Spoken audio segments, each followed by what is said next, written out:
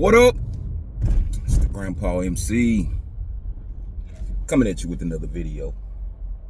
Like, subscribe, share, comment if you like. Alright, man. Hope everybody had a Merry Christmas. So, this is about Los Angeles Lakers and the LeBron James effect. Now, before I go in on LeBron, I'm going to just ask a question. If you stayed this long, wasn't the Lakers better to watch when LeBron wasn't playing? That's the question I got. That's before I go in. Weren't they better to watch when he was sitting down? Rui Hachimura was scoring like he was averaging like 17 to 19 points.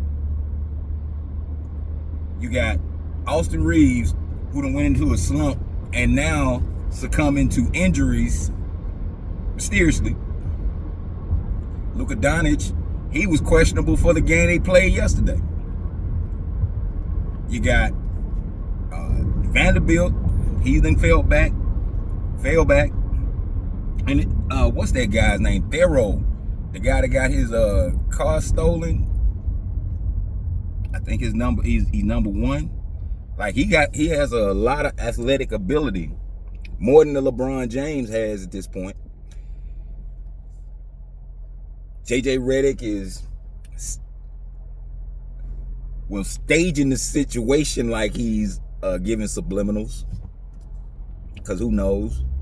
And JJ Redick is caught in like a situation, so I'm sure he wants to be a legitimate head coach.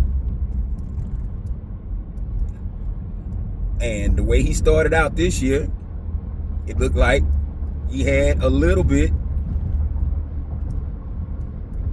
of coaching ability.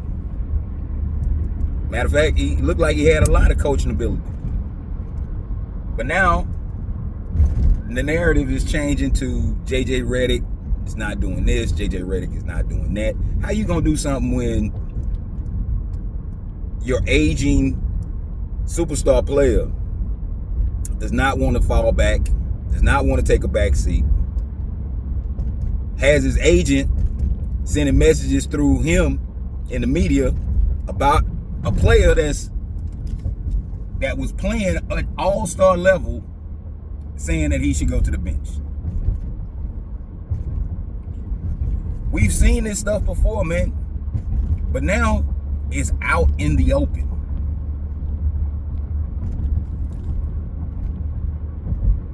Now the Lakers, the talk, I really hope they don't, because I mean that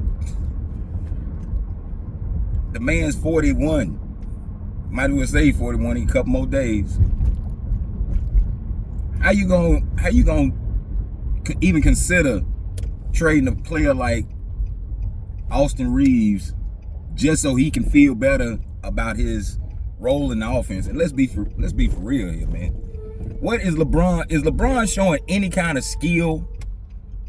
You know, when players got older, I don't even want to use Jordan. Let's say, let me think. Okay, well, we go with Larry Bird, because Larry Bird had age and injuries to deal with at least 3 to 4 years before he retired, right? And it was stories about Larry Bird disrupting the offense. I remember that. After he got hurt, after the bone spur thing, Larry Bird was reduced. And, you know, you had Kevin McHale was on the team. I think Brian Shaw was on that team. You had Rick Fox, Kevin Gamble. Like, it was a lot of young guys, and it was some veterans that still had a little bit of juice. And Larry Bird was still trying to show what he could do.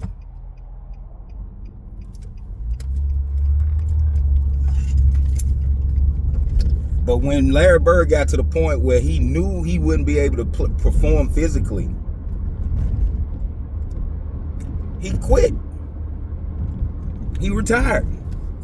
He did the Dream Team thing. He was on fumes by then. But he did the Dream Team thing. He wasn't trying to outshine, as opposed to when LeBron played. LeBron, it was all the talk was, oh, LeBron's the spark plug. Oh, LeBron's this, LeBron's that. Larry Bird was playing the back. I go with Michael Jordan now. Michael Jordan is kind of like in the same, LeBron's kind of like in the same space that Jordan was in the Washington Wizards years. And I told you, I've said before, I like Michael Jordan. I appreciate Michael Jordan for when he was a player, this, that, and the other, what he did for the game. But at the end, in Washington Wizards days, they were ready for him to go. If you look at that last game in Philadelphia, the guys, and Stackhouse was spearheading a lot of this stuff. Them guys were ready for Jordan to go. It was embarrassing looking to me. It looked real. It went, it went bad. But when you stay in the game and you reduce, then the move is to fall back. Let somebody else that could step up. Don't stand in the way of progress. Now, you done seen this man tear down the whole team. This is not new. This is nothing new. He's done this before, except he had a little bit of cover. And I'm going to just say, before I finish, because I done went in on it enough,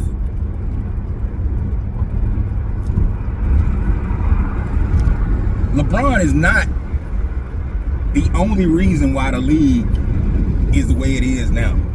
It's the league itself. Because if you see what he does and what these players do now,